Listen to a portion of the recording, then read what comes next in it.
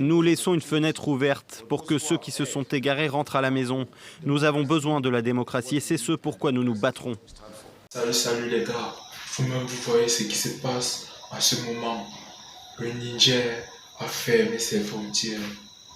Il n'y a plus de vol entre les autres pays. Le délai émis par la CEDEAO est arrivé à terme et les choses se concrétisent sur le terrain. Numéro 23.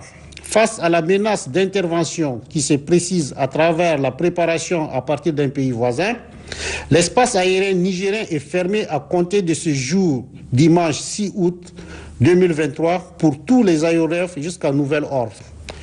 Ils ont peur que les autres États, la CEDEAO pourrait venir intervenir dans le pays. Ils vont préférer de bloquer l'espace. Toute tentative de violation de l'espace aérien national fera l'objet d'une riposte énergique et instantanée. Fait à Niamey le 6 août 2023, signé le président du Conseil national pour la sauvegarde. Pour un vol qui quitterait normalement de Paris à Douala au Cameroun, l'avion se doit de survoler le Niger avant d'arriver au Cameroun. Dans ce cas bien précis, il faudra faire... Aérien, est-ce que c'est vraiment bon?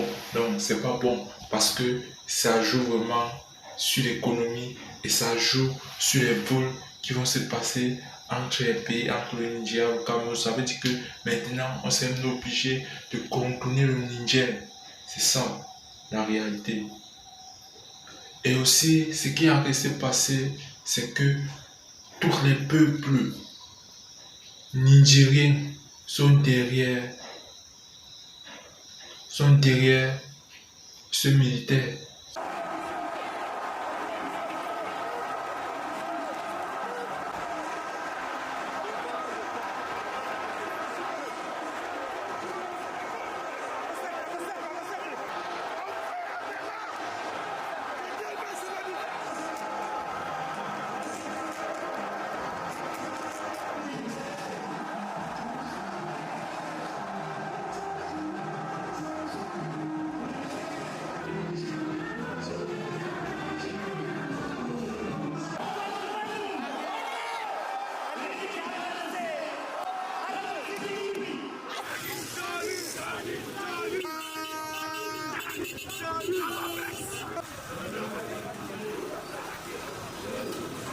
Qui a pris le pouvoir. Oui, les gars sont fiers. Les gars ont rempli le stade pour soutenir le président. Le président, oui, pour donner la force. C'est ça. Les gars sont prêts de prendre les balles. Et même chose pour le Burkina Faso, le Mali. Les gars sont prêts. Et les gars disent que... Nous sommes porteurs des messages de leurs excellences, le colonel Assimi Goïta, président de la transition, chef de l'État du Mali, et du capitaine Ibrahim Traoré, président de la transition, chef de l'État du Burkina Faso. Message destiné au président du Conseil national pour la sauvegarde de la patrie, le général Tchani, ainsi qu'à l'ensemble du peuple frère du Niger, que nous remercions tous pour cet accueil très chaleureux et très convivial. L'audience qui nous a été... Ils vont envoyer le troupe, oui, vers le Niger pour défendre le Niger. Oui, écoutez la parole de ce militaire qui a pris le Nigérien. Concordante actuellement en sa possession indique que des forces d'une puissance étrangère s'apprêtent à agresser le Niger et son peuple, en coordination avec la CEDEAO et des groupes armés terroristes. Le Conseil national pour la sauvegarde de la patrie met en garde la CEDEAO à la solde de cette puissance étrangère contre toute ingérence dans les affaires intérieures du Niger. Le Conseil national pour la sauvegarde de la patrie lance un vibrant appel à la jeunesse, aux dignes filles et fils de notre pays pour qu'ils se tiennent prêts pour la défense de la patrie. Vive le Conseil national pour la sauvegarde de la patrie, vive le peuple nigérien digne et souverain, vive le Niger indépendant. Si vous avez aimé la vidéo, abonnez-vous, likez et laissez un maximum de commentaires. et dites-moi de quoi vous avez pensé de ça. Voyez, non. Donc, le président, les Africains doivent se réveiller et prendre leur propre vie en main. C'est ça. Parce que comment se fait-il qu'un président qui est démocratiquement élu au Niger se met à appeler la CEDEAO, sauvez-moi, remettez-moi au pouvoir, se met à appeler les États-Unis, aidez-moi, remettez-moi au pouvoir, se met à appeler la France. Vous voyez? Alors d'appeler son peuple, parce qu'il sait que là-bas, il est détesté, il est mal aimé, il sait qu'il ne pourra pas compter sur son peuple, il part maintenant à l'extérieur. Est-ce que c'était vraiment un vrai président? Un président qu'on a placé là-bas? Ouais. Donc, les gars, abonnez-vous, likez, partagez la vidéo pour qu'on puisse agrandir la communauté. Je vous laisse regarder les actus parce que maintenant, il n'y a que ça partout. Niger, on a oublié ce qui se passe en Ukraine. On est maintenant au Niger. Mais il ne faut pas que la guerre, ne souhaite pas que la guerre arrive, père. Parce que si la guerre arrive au Niger, ça va causer beaucoup de dégâts, que les gens vont perdre leur vie. Non, il faut qu'ils réfléchissent bien. Parce qu'on dit qu'il y a 3 pays. Les autres pays. Au sein de la CEDEAO, l'hypothèse d'une intervention militaire au Niger reste en suspens. Pour l'heure, 3 pays membres de la communauté économique d'Afrique de l'Ouest se sont dit prêts à mobiliser des troupes, le Sénégal, la Côte d'Ivoire et le Nigeria. Et on refusait que non, nous, on n'est pas dedans, nous, on ne veut pas la guerre. Même chose avec le Tchad. Les autres pays disent que non, on ne veut pas la guerre, mais les autres pays qui veulent aller, parce que quoi, les Occidentaux les poussent à ça, ce n'est pas bon. Donc, avant de commettre un acte, réfléchissez très bien parce que on est frères, on doit rester unis. Comment un Africain peut combattre son frère, mon frère? Donc on te donne l'arme, tu peux combattre ton frère africain.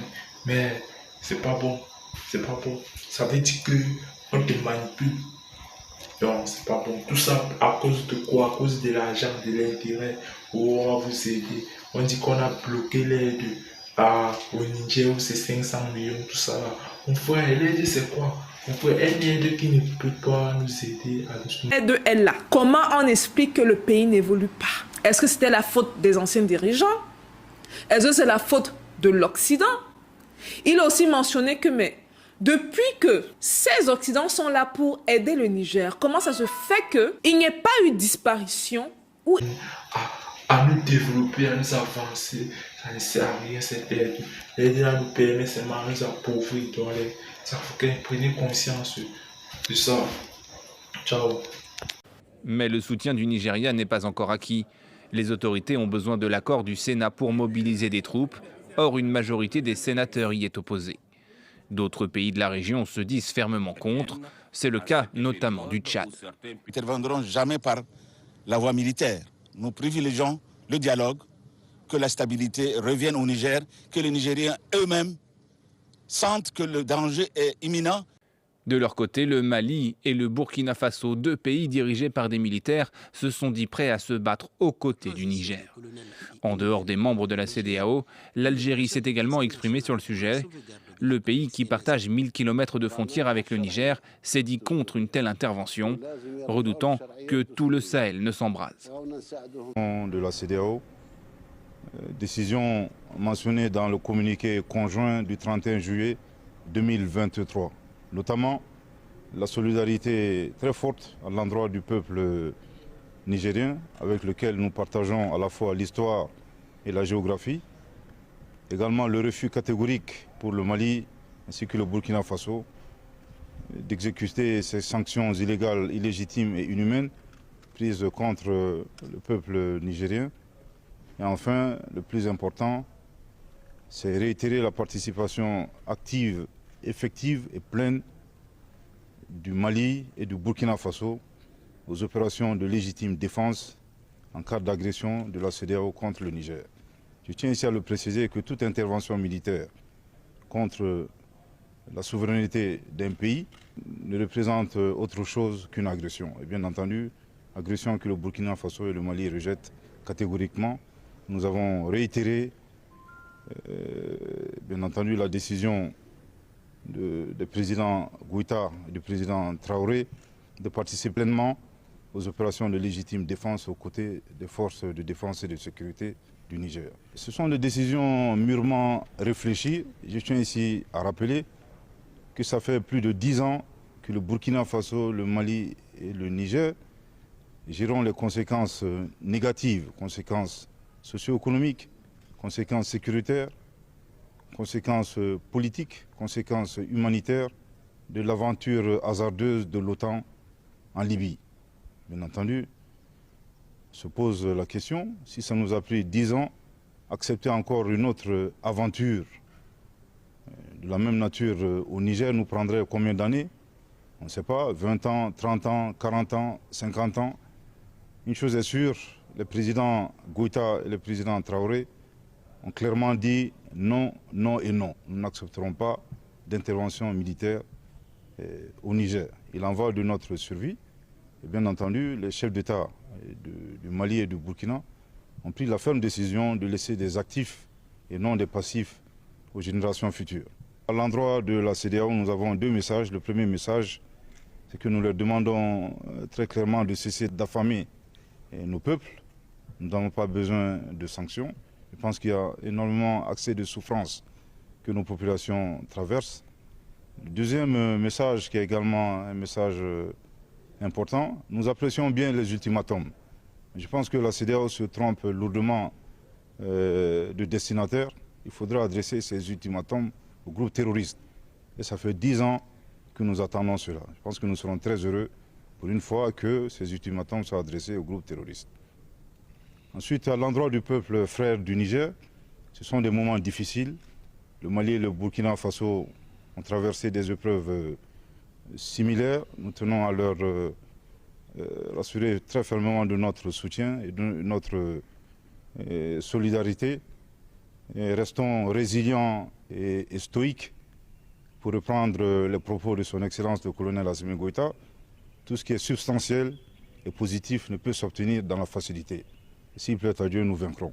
Vladimir Poutine a dit « Je n'ai même pas besoin de faire la guerre à la France. Il suffit simplement de libérer l'Afrique noire francophone. Elle s'effondrera d'elle-même, tel un fruit pourri. L'Afrique est 1000 fois plus riche que l'Europe en sous-sol, mais 1000 fois plus pauvre en développement. Il suffirait que les présidents africains créent leur propre monnaie. Je vous donne ma parole, l'Europe migrera vers l'Afrique. Notre politique étrangère est basée sur la défense de nos intérêts nationaux et du droit international. La Russie est ouverte au dialogue et à la coopération avec d'autres pays, mais nous exigeons le respect mutuel. La Russie ne cherche pas d'ennemis, mais elle ne peut pas non plus ignorer les menaces à sa sécurité. La faiblesse est le prétexte que les gens qui n'ont pas de volonté utilisent pour justifier leur impuissance. La coopération internationale est essentielle pour résoudre les problèmes mondiaux complexes. L'histoire russe est une source d'orgueil et d'inspiration pour nous tous. Et toi, si tu as apprécié, n'oublie pas d'aimer, de commenter et de t'abonner pour ne rater aucune de mes prochaines vidéos.